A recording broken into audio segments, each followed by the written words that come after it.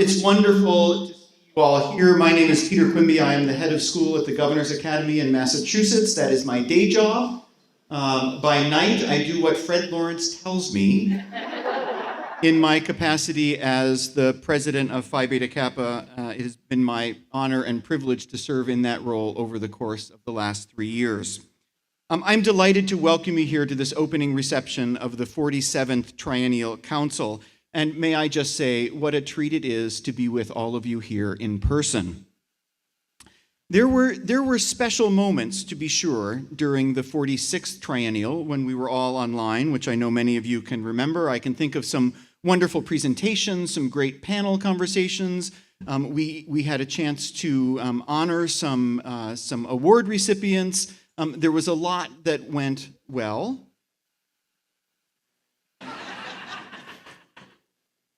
And then there was the voting, which eventually went. So that was a good thing. And we were able to get our work done, right? We were able to accomplish the business of the society in a virtual format. But even though we were able to get our work done, there was still something in that Triennial Council that was missing. In a society that champions the values of friendship, moral integrity, and scholarship, those, after all, are the three things that the stars on our keys stand for. It seems difficult to imagine that we can deliver on the promise of friendship if we're not meeting together in person. This is my 7th Triennial Council, and there are people here tonight whom I have not seen since we were last together in Boston. Coming together from our locations across the country with those who share in this work and who are committed to the same principles that we are makes a difference. We'll have time over the next few days to celebrate all of the virtues represented by the stars on our keys. But tonight, I think, is an opportunity for friendship. It's great to be with you all. Thank you for joining us here at the Reginald Lewis Museum for what will surely be a lively conversation with two of the most notable scholars in the country. They are this evening's award recipients, Dr. Henry Louis Gates Jr. and Dr. Ayanna Thompson.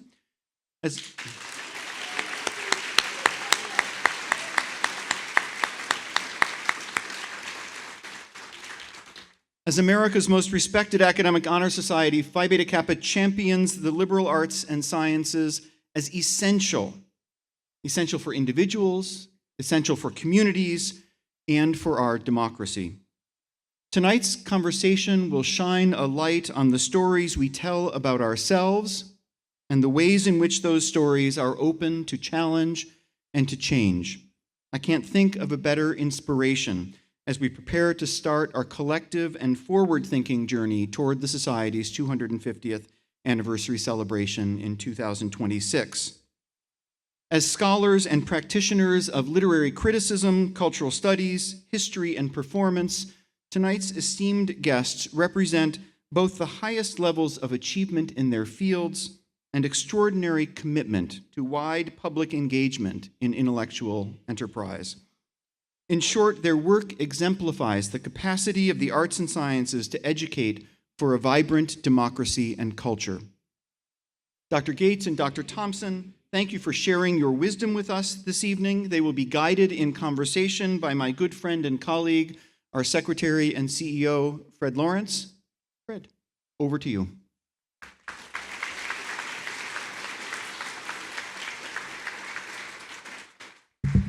Thank you, Peter. Peter has been doing a lot more than just doing whatever I tell him to do. He agrees with me when it's helpful to be agreed with, and he reminds me what went wrong in the virtual triennial from time to time as well, which is not a bad thing to be reminded of.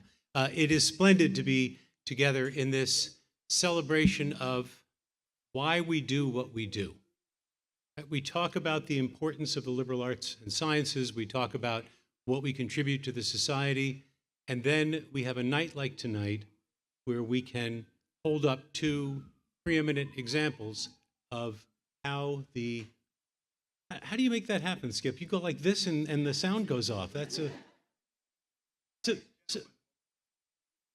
I was just curious, if you say, "Let there be light," what happens?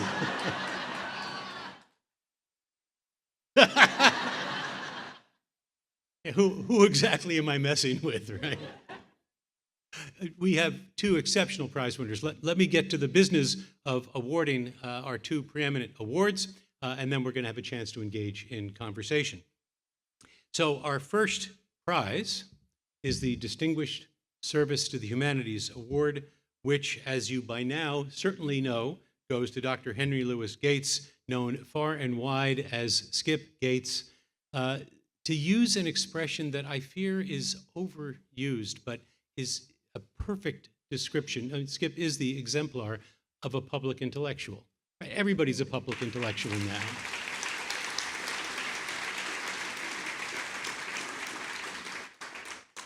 But I'm referring to a literary scholar, a cultural critic, a journalist, an institution builder, an Emmy and Peabody Award-winning filmmaker. The whole nation is your classroom, and we are your most grateful students. His most recent book, The Black Box: Writing the Race, brings readers into his classroom by providing an incisive overview of the Black American literary and intellectual tradition from the 1700s to the middle of the 20th century. Finding Your Roots, which I gotta ask, how many people here have seen Finding Your Root? Thank you, okay. Groundbreaking PBS series that just returned for its 10th season. I mean, this is better than Emily in Paris, man. This is, and just between you and me, the clothes are better too, I just gotta say. And his latest history series, Gospel, also premiered this year. There are more honors than I could list, but let me just mention the MacArthur Fellowship in the inaugural year of the MacArthur Grants, selection as the first African-American scholar to receive a National Humanities Medal, membership in the American Academy of Arts and Letters, Emmy and Peabody Awards, as I said, portrait in the National Gallery of Art, and I am proud to say a member of Phi Beta Kappa.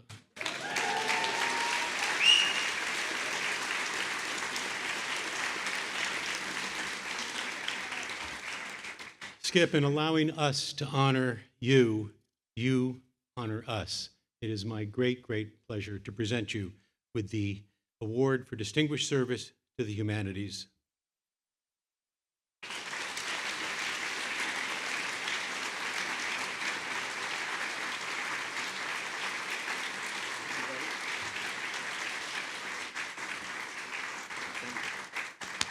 Thank you so much.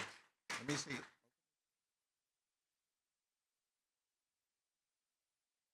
Wow, it's pretty nice.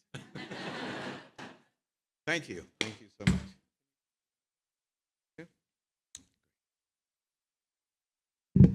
Thank you so much, Fred, for your very kind words. Reg Lewis was a good friend of mine, and he graduated from Harvard Law School, and he was fantastically successful with investments. And he wanted to be remembered for his contributions to African American studies and African American history.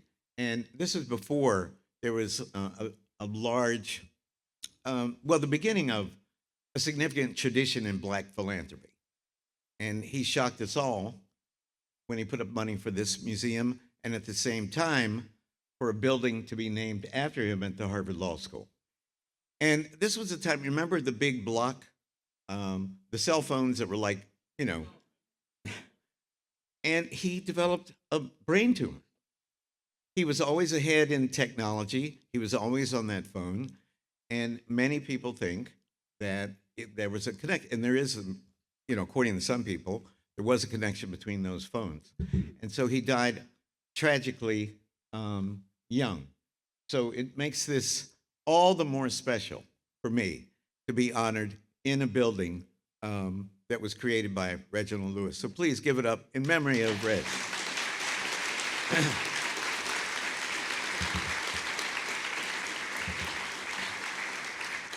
I'd like to congratulate my fellow honoree, Ayanna Thompson, whose work I've admired since she was a graduate student in the Department of English at Harvard in two of my classes. for the honor that she is receiving tonight. Give it up for Ayanna, please.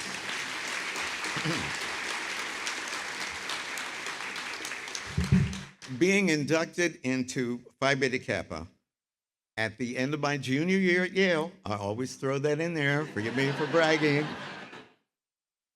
was quite honestly one of truly great honors of my life. It was the beginning of senior year, and I got a note. I was in Calhoun College at Yale, and I got a note from the dean of Calhoun College that he needed to see me. And I was thinking, oh my God, what did I do to piss off the dean? And I walked in, there were 6 kids there. Josh Cohen, brilliant philosopher who was at Stanford, down back at MIT. Betsy Auchincloss, who was a surgeon. Her father was very distinguished surgeon at Columbia Medical School. I can't remember who else, but there were, I think, about 6 of us. And I was late, and I walked in, very defensive, wondering what Eustace Theodore, the dean, was about to say. And they looked at me, and they were smiling, and Eustace said, "Congratulations on being elected to Phi Beta Kappa." And I started to cry. I didn't know that I was even eligible. I didn't know that people were elected at the end of their junior year. And it just was, there is nothing that I would say, no honor that I have received was pure. And by pure, I mean, I didn't even know what the process was. I didn't know that I was eligible. It just meant that I had kicked ass in my classes. That was and that was great. And, you know, being black made it even more special, because this would have been September 72, and I'm class of 73 at Yale. So to be honored with this award by Phi Beta Kappa brings all of those emotions back and makes this all the more special. So thank you so very much.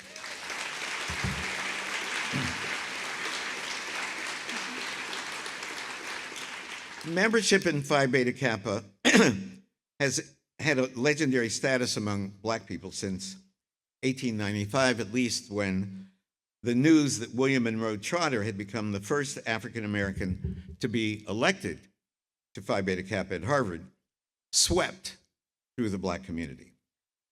However, Trotter was not the first African American to be elected. That honor goes to a man named George Washington Henderson, who had been born into slavery and who graduated from the University of Vermont in 1877. The other firsts were a man named Winfred Scott Montgomery, elected at Dartmouth College in 1878, also born into slavery, and Wiley Lane, elected at Amherst College in 1879, born in North Carolina to free African American parents, and James Major Colson Jr., elected in 1883, also at Dartmouth, and also born in Virginia before the Civil War to a free mother and a free father. Now, the man who should have these bragging rights, though, is Edward Alexander Boucher, a native son of New Haven, the child of a janitor and a domestic worker, who was the first African American to graduate from my very own alma mater, Mother Yale, in 1874. Now, Yale had, unfortunately for Mr. Boucher, disbanded its chapter. So in 1874, there was no Phi Beta Kappa election. However, when the chapter was reinstated at Yale in 1884, Boucher was among those elected.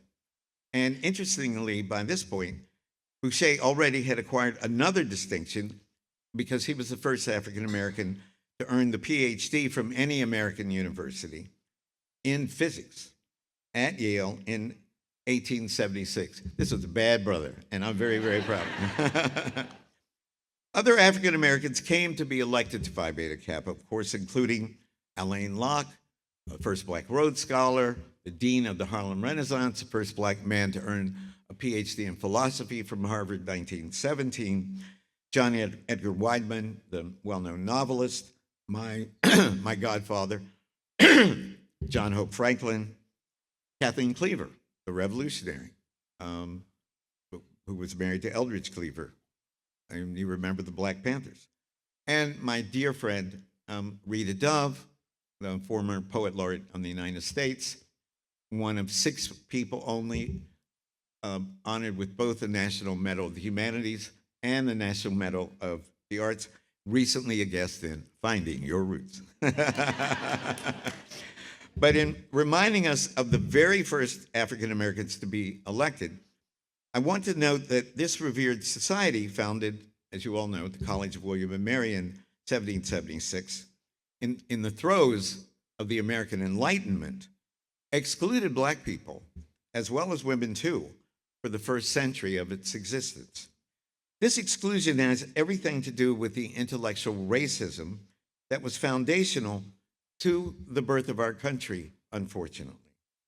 Since the 18th century, excuse me, since the 18th century, intellectual racism has been called upon to denigrate the status of people of African descent within the broader human community, in large part on the construct called the Great Chain of Being, as you all know, in large part to justify the enslavement of 12.5 million African women and men who were shipped across the ocean in the transatlantic slave trade between 1514 and 1866. Even some of our most brilliant thinkers from the Enlightenment were complicitous in this diabolical discourse. 1754, David Hume added a footnote to his famous essay of National Characters, initially published in 1748. Now, time prohibits me from quoting it in full, so I'll just take the following few lines. I am apt to suspect the Negroes, and in general all other species of men, for there are 4 or 5 different kinds, to be naturally inferior to the white.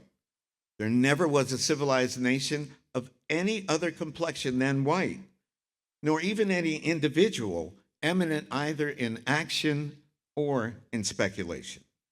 No ingenious manufactures amongst them, no arts, no sciences. In Jamaica, indeed, they talk about a man of parts and learning, but a Negro man of parts and learning, but it is likely he is admired for very slender accomplishments, like a parrot who speaks a few words plainly. 10 years later, Immanuel Kant entered the conversation with the following passage in section 4 of his book called Observations on the Beautiful and the Sublime. And this is what Kant said. The Negroes of Africa have by nature no feeling that rises above the trifling. Mr. Hume challenges anyone to cite a single example in which a Negro has shown talents and asserts that among the hundreds of thousands of blacks who were transported elsewhere from their countries in Africa, although many of them have been set free, not a single one was ever found who presented anything great in art or science or any other praiseworthy quality, even though among the whites some continually rise aloft from the lowest rabble and through superior gifts earn respect in the world. So fundamental is the difference between these two races of man, and it appears to be as great in regard to mental capacities as in color. And then our very own Mr. Jefferson, who along with Benjamin Franklin, certainly is one of the twin fathers of the American Enlightenment, wrote in Notes on the State of Virginia in 1781 of the lack of anything abstract or complex of any imagination in writing and painting and sculpture and music composed by any person of African descent. And he concludes his peroration with the following. The improvement of blacks in body and mind in the first instance of their mixture with the whites has been observed by everyone and proves that their inferiority is not the effect merely of their condition of life. I advance it, therefore, as a suspicion only, Mr. Jefferson says, that the blacks, whether originally a distinct race or made distinct by time and circumstance, are inferior to the whites in the endowments both of body and mind. Though we've made considerable progress, thank God, since that time, especially as a result of the dramatic impact of affirmative action, which did so much to change, as it were, the color or the complexion and the gender representation of some of our most elite universities in this country, universities represented in this very room, this legacy of the racist discourse of the Enlightenment, as we all know, unfortunately persists. Even today, as I sit on the podium of commencement exercises every year at my own university, my adopted university, when the president calls the newly elected members of Phi Beta Kappa come to the front steps of the platform, I find myself unconsciously searching for the black faces among the newly elected. And why do I do this? Because sadly, and I'm genetically, as anybody who's watched Finding Your Roots knows, I'm 50% European and 50% Sub-Saharan African. So why do I do this? Because sadly, the legacies of intellectual racism, ladies and gentlemen, as we all know, still haunt and plague our great society, which is why we must be ever vigilant in the assumptions we make about people who look different than we do. It is incumbent upon those of us who love the humanities and the pursuit of knowledge for its own sake to remember this vexed history and to pledge in our lives and in our work that we will do all in our power to fight anti-Black racism, anti-Semitism, Islamophobia, anti-Asian sentiment, homophobia, and xenophobias in all of their pernicious guises. Thank you, my fellow colleagues, for granting this great honor to me.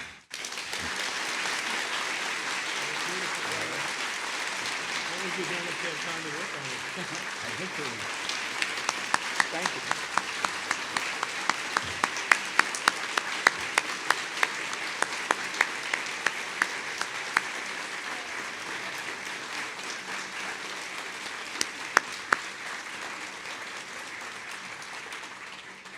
Thank you, Skip, for reminding us of the road we have traveled and therefore the obligation of the road yet ahead. We have been talking throughout our time together at this triennial convening about themes for our 250th anniversary, ours in the country. And one is seeing our past in its full complexity and the challenges that it presents. Thank you for reminding us of those themes. I'm happy to tell you that if I tell you that the great John Hope Franklin's portrait hangs above the mantel in our office because he was the president of Phi Beta Kappa at the time of our bicentennial, that probably doesn't surprise you quite so much, although he certainly belongs there. I walk into that room, I tell my staff, if I tell you I'm talking to the picture, don't get nervous. If I tell you it's talking back, it's time to get nervous.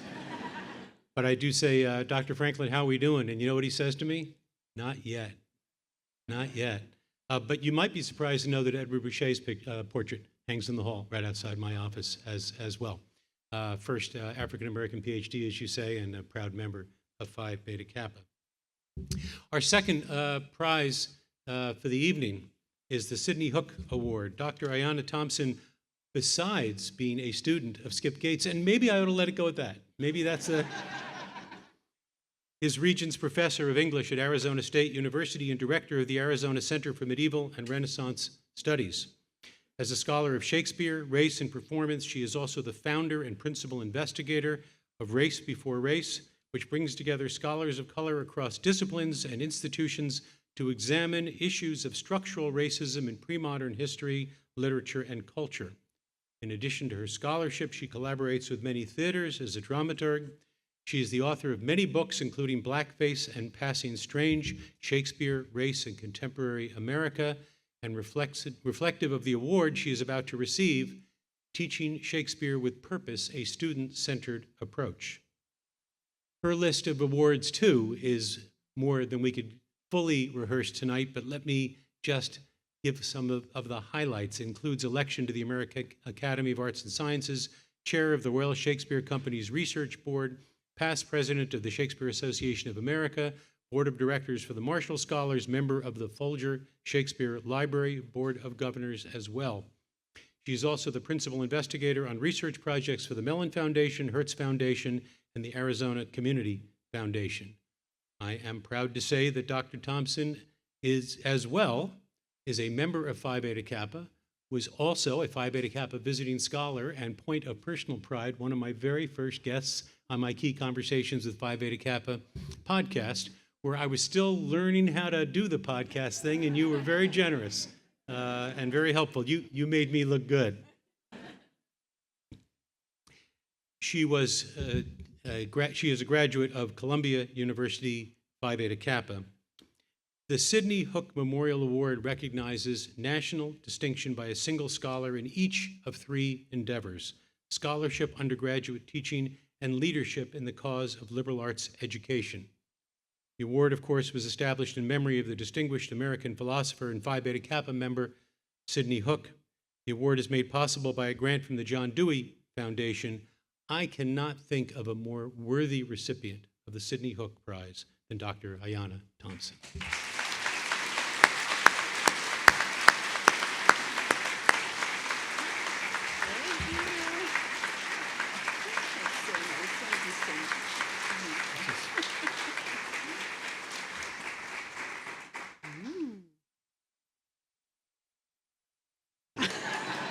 If he doesn't take this picture, this never happens. Exactly. Okay.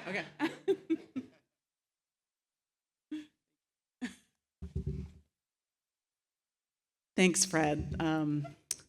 Thank you all. Thanks to Phi Beta Kappa. This award means a lot to me, and especially to be here in Baltimore. My mother taught a few blocks away from here at Canton Middle School for most of my life. I also danced in clubs slightly north of here, where I was discovered by John Waters and cast in the original Hairspray.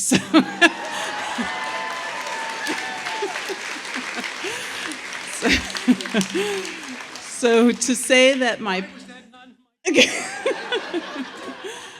to say that my path to this award was straight would be a lie. But it's because I had great teachers in high school. I had great teachers at Columbia. I had people who believed in me when I didn't believe in myself.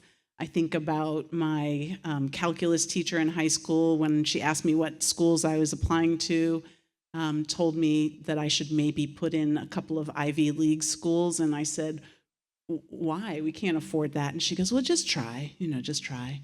And I not only got into Columbia, but I got a John Jay scholarship that paid for everything. So I went for free. So, I look out in this room and I see my colleagues here, like my colleague Paul Lepore at ASU, who heads up our Phi Beta Kappa chapter, who make, yay, Paul, who make that kind of difference in our students' lives. So I just want to say to you, thank you. I know this is on top of incredibly hard jobs that are right now undervalued. And to think that you're doing this for our students like me, who didn't think that this was going to be the path, you're the ones that make the difference. So this award goes to all of you. Thank you so much.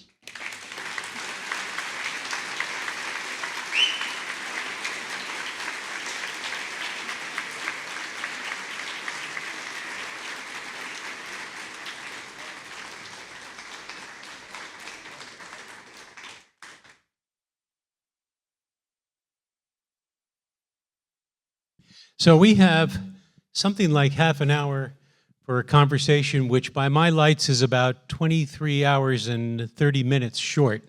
But let's dig in and get started. So Skip sort of opened the evening to some of my favorite stories that I collect of the moment when you learned you were inducted into Phi Beta Kappa. Ayanna, I wonder if you have a story of when you were first learned that you were going to become a member of Phi Beta Kappa. I do, because I think, I didn't know that Phi Beta Kappa was an option. And I was, doing pretty well at Columbia. I'm not going to lie. I was a good student. I was still dancing at clubs, by the way. We'll get to that. There's enough time for that. We'll get to that. But Kathy Eden was one of my Renaissance professors. And she was the one who nominated me, and my mother still has my induction letter, invitation to Phi Beta Kappa. It meant a lot to my family. I remember my mother being at the induction ceremony crying because this was something that my family had not achieved before. So yeah, it was a great day. It was a wonderful, wonderful day, and I still have my key. You'd be surprised, or maybe not, how many people have very vivid recollections. Skip, I have heard you tell this story multiple times, and I have to say each time I get choked up because I picture the young man experiencing that, and there's a part of that still in you. I have my certificate hanging in my wall of honor. Wow. So those are kind of looking back questions. So I want to start actually beyond this with a looking forward, the what's next question. Skip, you once defined your project in the following way. You said, when the humanity of African Americans was questioned, they found it by producing art and literature that their lives depended on. They accepted the premise that there was a place in what W.B. Du Bois, his picture, by the way, is also up at Phi Beta Kappa, Phi Beta Kappa member, called the kingdom of culture. For them as well. Resurrecting that tradition, here's what you said, explicating it, that is my life's work. So when you were starting out, it was pretty hard to find much by way of African American literature, let's say in the Norton Anthology. There was some, but now the Norton Anthology, first of all, there's a Norton Anthology of African American literature itself, but the Norton Anthology is replete with works of African American authors. So I'm assuming the work's not done. What's next? Well, let's talk about how that Norton Anthology of African American Literature was created. Please. I got my professorship at Cornell, my tenure at Cornell, and I lived, I could throw a stone to M.H. Abrams, Mike Abrams' house, right? And he was Mr. Norton Anthology. So it didn't, any dummy would have penetrated anybody's head that, oh my God, there's Mr. Norton Anthology. We don't have one of those. Maybe we should try to get it. I am, in case you didn't know this, I'm genetically an entrepreneur. There's no question about that. I'm an academic entrepreneur. I can't help it. It's just part of who I am. And You're 50% European, 50% African, and 100% hustler. That's right. Got it. That's true. That's true. Thank you. And so, once you understand the history of a discipline, when you're an undergraduate, you think that God or Plato created all these disciplines and that they've been around all the time. And then I first realized when that Du Bois couldn't study. I first realized that sociology was created. This is going to sound funny, but that there was actually a creation point for a discipline when I was reading about W.E.B. Du Bois, because sociology didn't exist really in the United States, and he went to Humboldt because he wanted to be the father of American sociology, not African American sociology. And I tell my students that Du Bois is so arrogant, he slept in a three-piece suit, and there was a book, Benjamin Brawley, who got a master's degree from Harvard in 1908, wrote, it was called The Negro Genius, and it's about, genius in the metaphorical sense of inspiration and achievement. And Du Bois was the editor of the Crisis magazine, and the joke is that when the publisher sent a copy of The Negro Genius to Du Bois to be reviewed, he unwrapped it. Remember how the books were wrapped in brown paper? He unwrapped it, and he looked at the title and said, Brawley has written a book about myself. So the knowing that English, history, every discipline, God knows, psychology, sociology, philosophy, that Du Bois studied philosophy with William James, who was the father of American psychology, because there wasn't psychology, right? So I get a PhD from the University of Cambridge in English, language, and literature. I finished in 1978. It was rewarded February 79.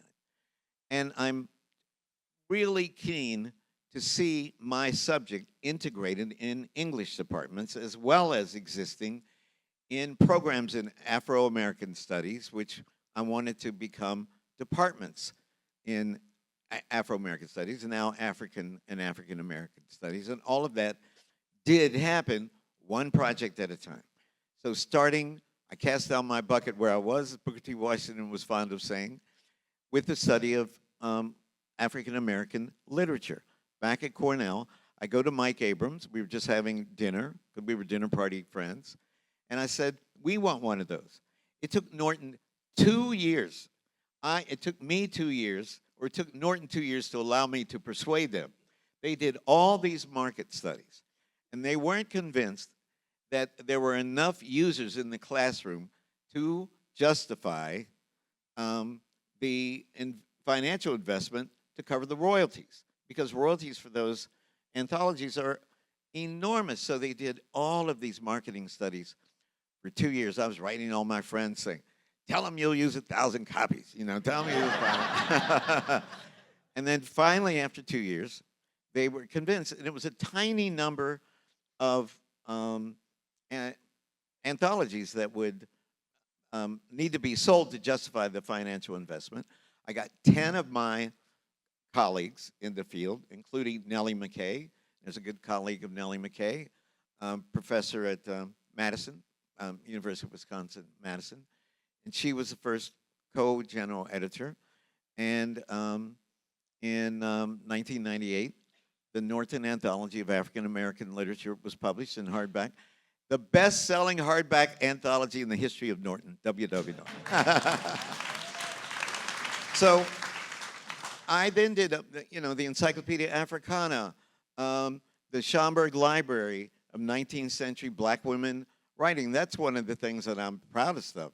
We published 30 volumes on the same day of the lost writings of black women, published before 1940. And then people wrote to me and said, well, you forgot this, you forgot that. And then we published a supplement for of 10 more volumes. And then I found the first novel published by a black woman. Nobody knew who she was. Harriet Wilson's Our Nig. And by the way, if I ordered a copy the other day, and Alexa, Alexa will tell you what comes in. And Alexa said, your order, our bloop, has arrived. I went, goddamn. That's terrible. And most recently, The Bottom Woman's the Narrative. So when I see a need, I just have a chip, and I try to put together a project that would fulfill that need. But now, my interests go even more broadly, and though Finding Your Roots started off as a series called African American Lives, and I only did African Americans. I did Oprah and Quincy and Chris Tucker and Bishop T.D. Jakes and blah, blah, blah. After 2 seasons, I got a letter from a lady who said, Dear Dr. Gates, I've always admired your stances against anti-Semitism, because Ayanna knows, and the black people in this room know, I took on Farrakhan about his heinous anti-Semitism in the page of the New York Times in 1992. And cultural pluralism, she went on, and cultural diversity. She said, after watching 2 seasons of African American Lives, I've decided you're a big fat racist because you only do black people. How come you don't do Jewish people like me? And I thought, oh my God, it honestly had never occurred to me. My whole brand was blackness 101, right? And so I thought, wow, I wonder if I could do that. So I called our account representative at Coca-Cola, Ingrid Saunders Jones, who happened to be a black woman. And I said, Ingrid, I'm holding this letter from this Jewish lady who says I'm a racist because we don't do white people. She goes, what? And I called her on her cell phone. And I said, well, what am I supposed to think? And she said, just a minute. So I thought the call had dropped, because after a couple minutes, nobody was speaking back to me.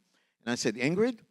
I'm shouting. I'm about to hang up. She, in a whispering voice, she said, Skip, don't hang up. I was in a meeting with all these white people. She said, I had to walk down the hall. I said, well, Ingrid, what am I supposed to think? And she said, I only have one thing to say to you. And I said, what? She said, there are a lot more white people drinking Coke than black people. Anyway, I hope that answers your question. And then some. So, Ayanna, the idea of, do we try to have a more diverse Norton anthology or a Norton anthology of African American literature? Your work in Shakespeare and finding the themes of race in Shakespeare, it does sort of have a hiding in plain sight feel to it, and it does sort of have that, how did we not see that before? So do you see that as a form of, if you will, a racially inflected form of Shakespeare scholarship, or is this just straight up good Shakespeare scholarship? Both. I will say when, and not in Skip's class because he wasn't teaching Shakespeare, but when I was taught Shakespeare, the running line was Shakespeare didn't know any Jewish people, Shakespeare didn't know any black people, Shakespeare didn't travel anywhere, and so whatever is in the plays is not about race. And having, my background was African American literature, post-colonial literature. Edward Said was my mentor as an undergrad. I just was like, you are wrong. Stephen Greenblatt, you're wrong. Like, I didn't know how to, I just was such an outsider to Renaissance studies, but I had this amazing toolkit from African American studies and post-colonial studies that I could see things, as you said, that were hiding in plain sight.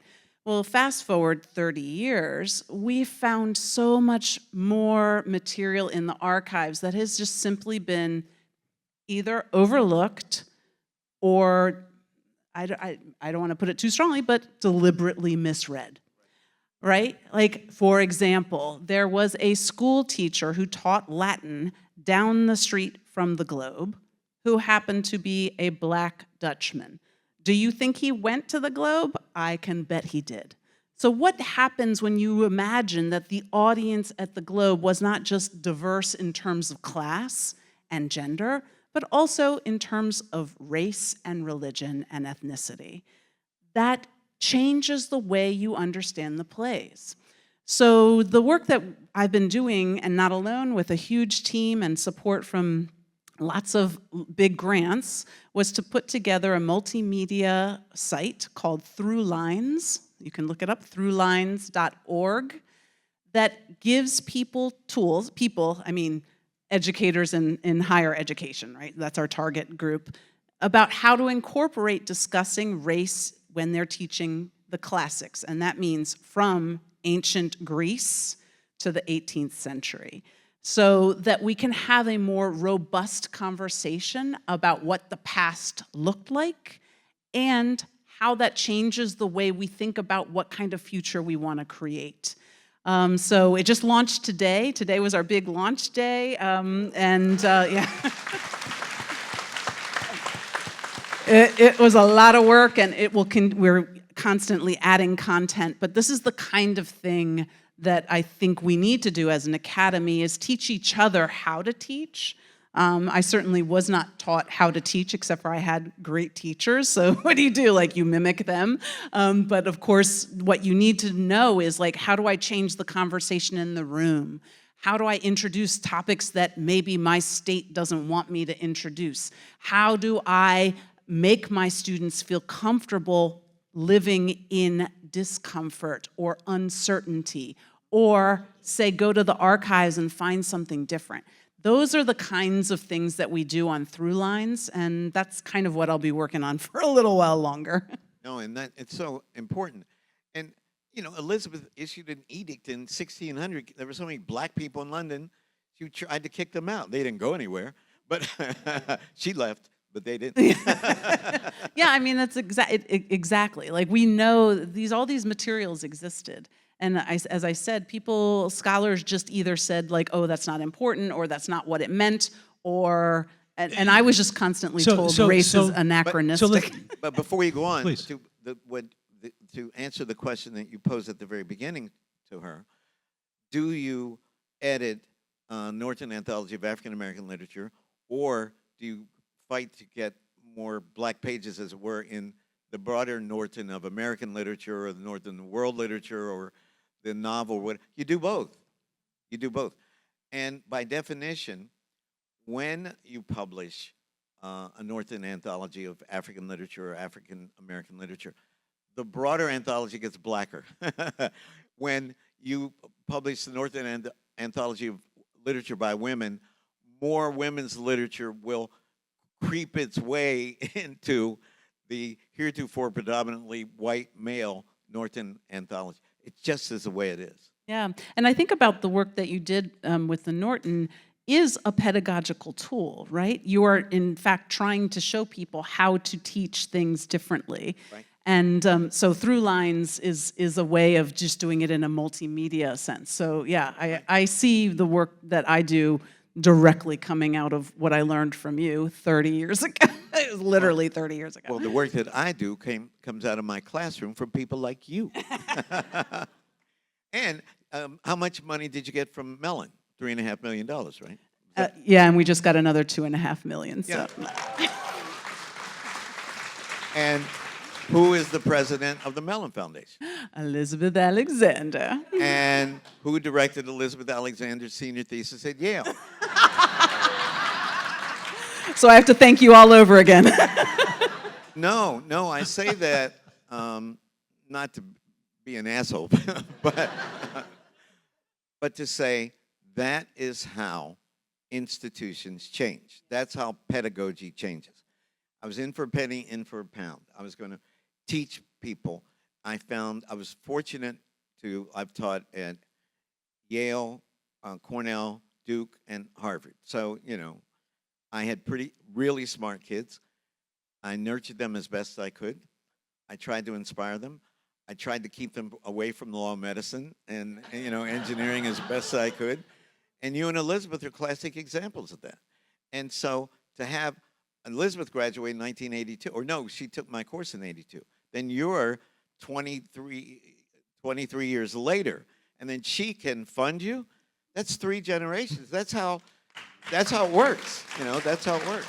So this is the nice part of the conversation, is this linear arc and everything is getting better and better, and it's such a pretty evening. I'm tempted to leave it at that, but I can't, because it's not quite that way the story is going, right? That arc is, I know it's long. I think Dr. King forgot to tell us just how bloody long it is. But it's not just that it's long, it's also that it seems to have lots of squiggles in it.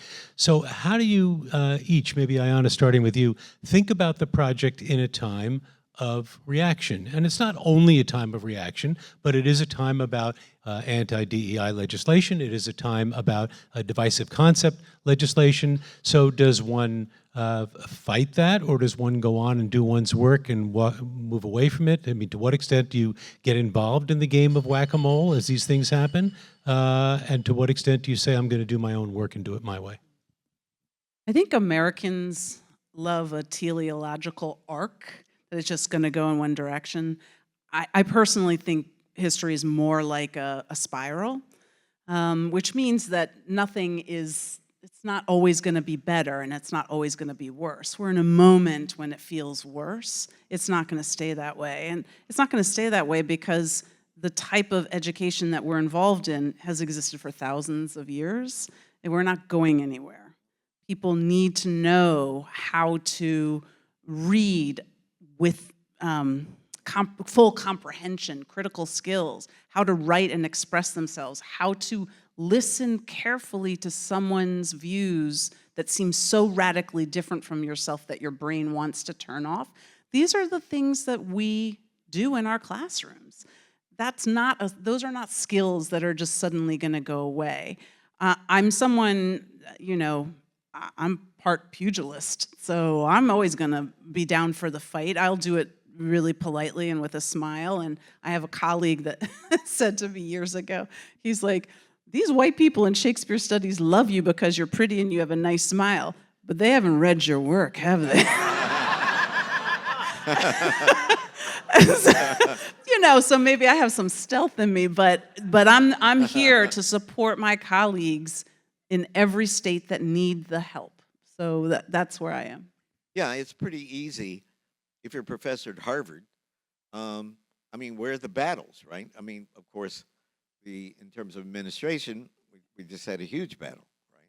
But in terms of what I teach in the classroom, there's nobody is telling us what we can and can't teach in the classroom, and that's not true for everyone, obviously, who's sitting in this room, let alone, out there.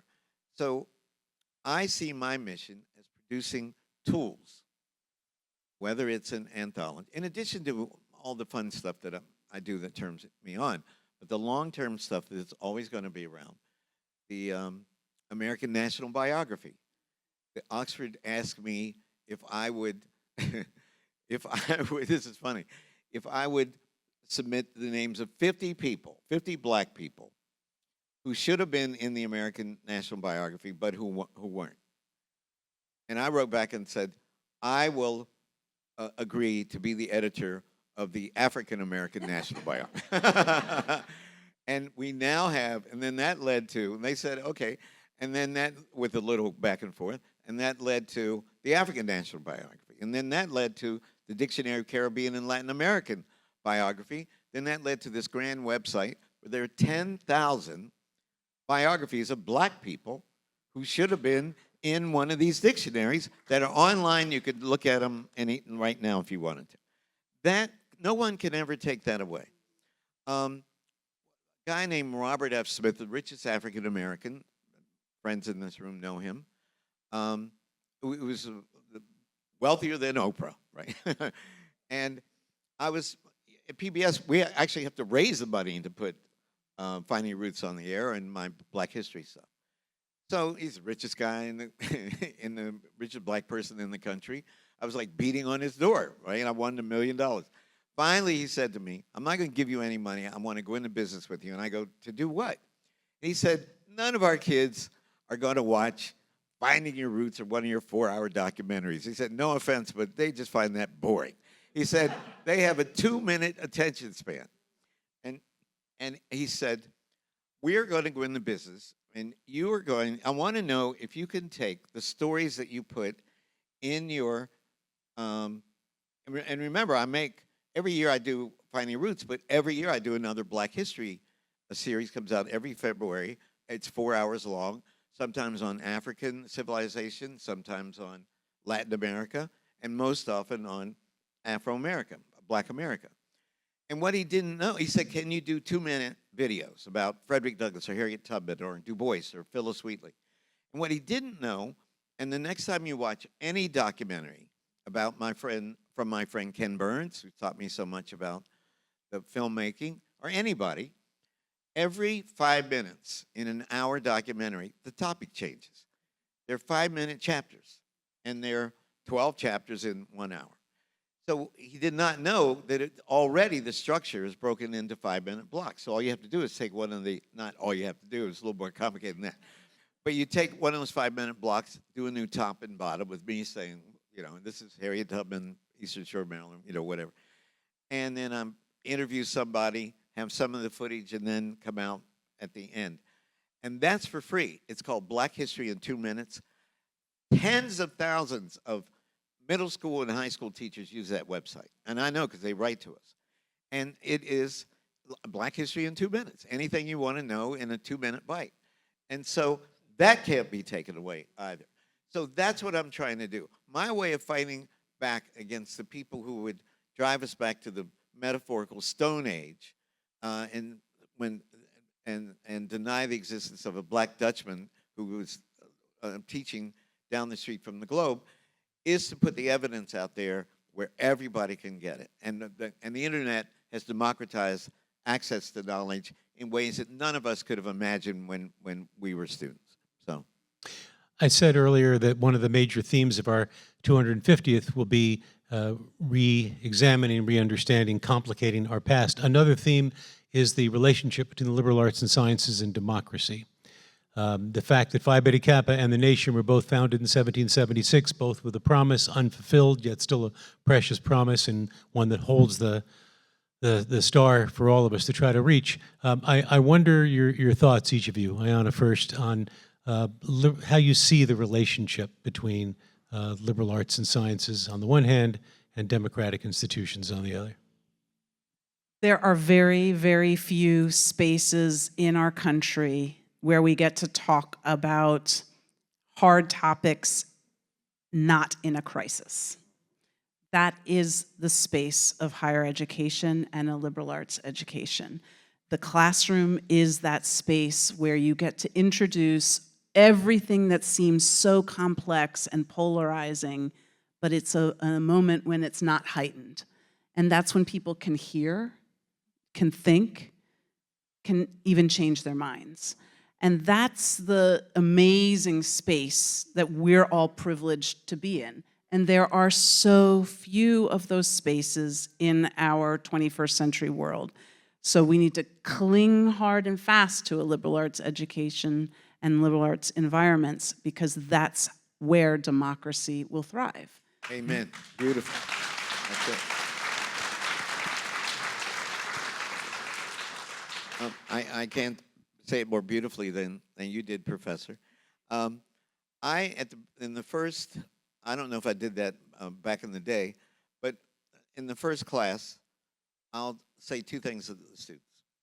One is that there is no such thing as the N-word in my dictionary. If a writer used the word nigger, I'm going to say the word nigger, and I don't want you talking about the N-word. And because that's just, it's not the way, it's not how I was trained, and that's not what the writer wrote, and, you know, we might critique it, but that's what was written.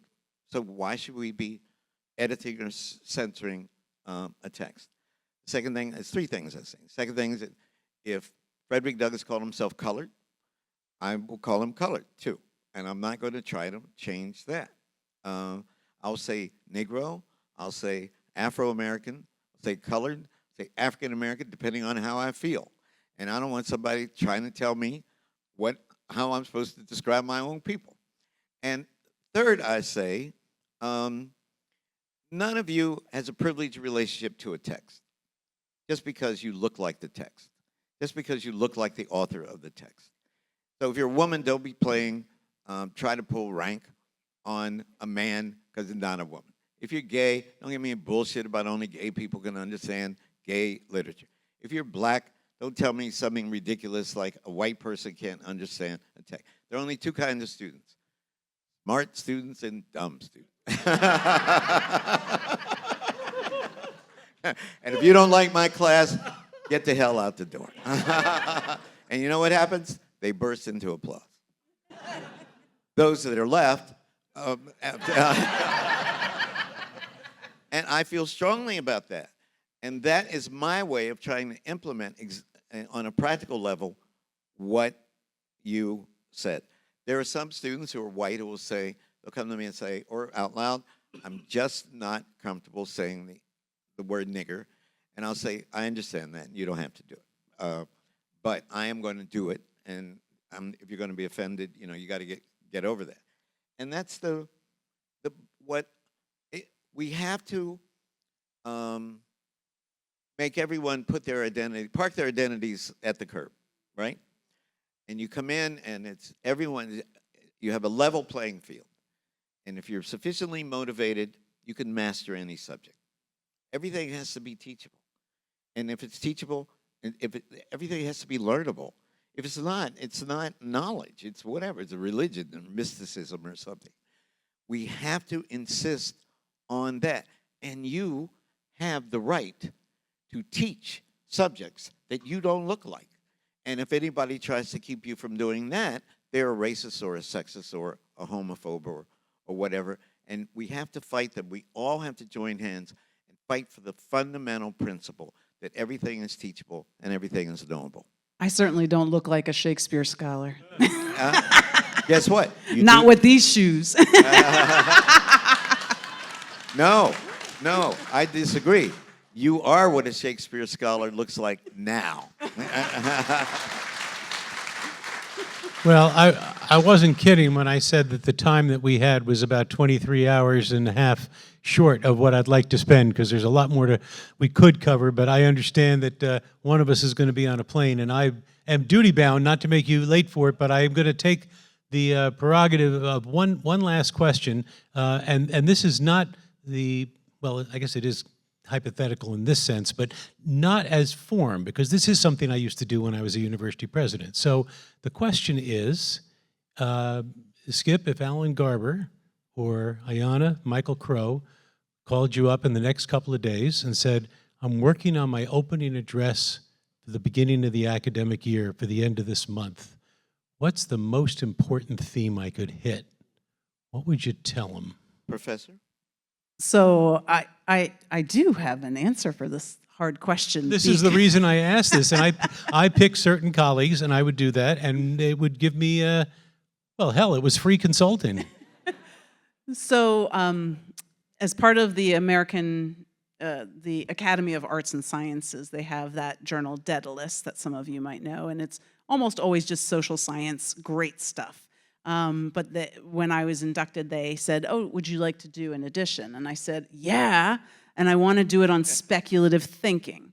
So and President Crow is writing an article for Daedalus, but what I would think he would be great to say to the students is, what do you think we will think of this moment now, 50 years in the future? And once you get your students and colleagues to do that kind of speculative thinking, all sorts of amazing new avenues open up. I say this, try it in your English and history departments, which are notoriously horrible when you have department meetings. But I think engaging in that speculative thinking with our students is also incredibly powerful. Yeah, that's great. I can't. When is it coming out? I think it's fall 25.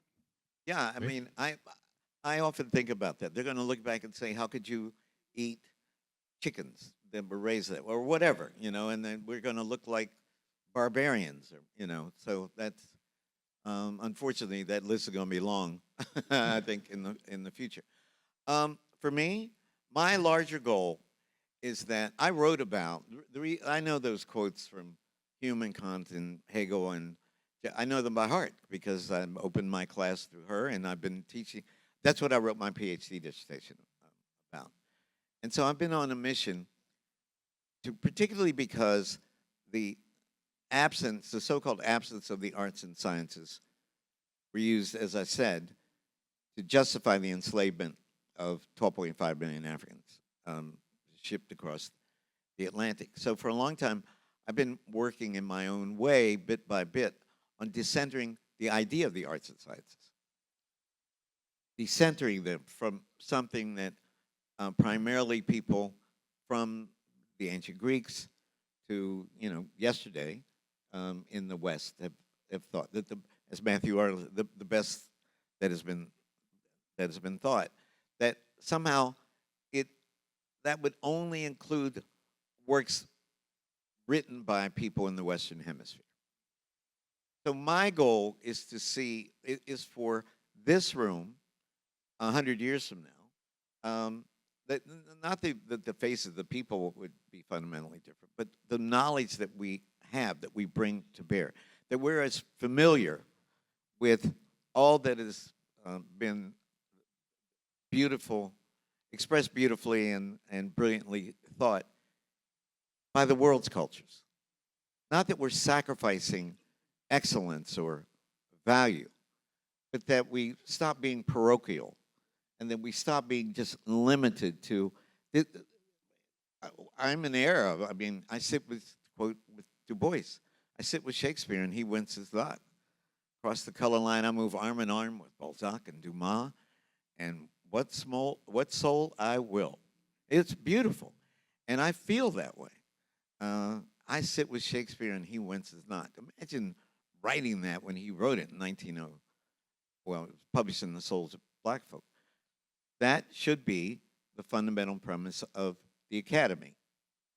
But we don't know yet enough about what was brilliantly expressed and beautifully thought by such a large swath of the world. So that when we're teaching world literature, it truly reflects the great literature, never sacrifice quality, but the great literature that has been produced by world civilizations. That's what my goal is for the future of education in this country and everywhere else. And I think that could go a long way toward the creation of a permanent world peace. And if that's naive, then just call me naive. But I'll go to my grave believing that.